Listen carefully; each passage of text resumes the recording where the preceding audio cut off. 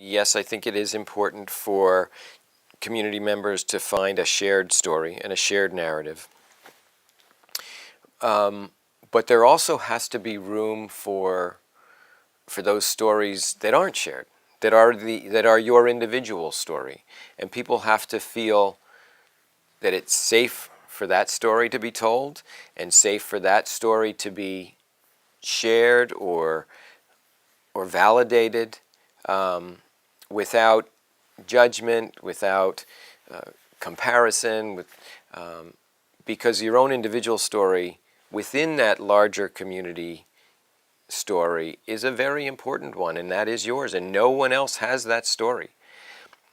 It doesn't matter if somebody was right next to you when a tragedy happened, you will have different stories.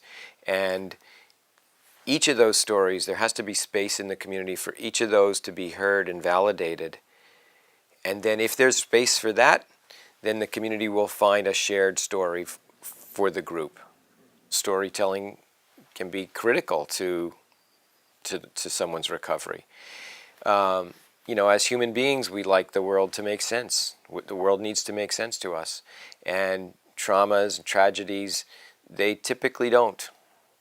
They come out of the blue. They're violent. There's fear, death, powerlessness, horrible things associated with them.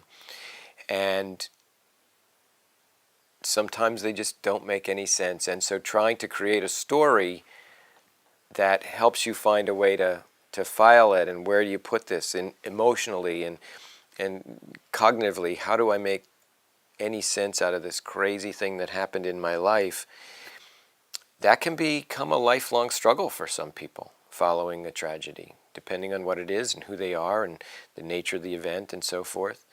And so the ability to create a narrative, if you can do that, it's kind of a blessing.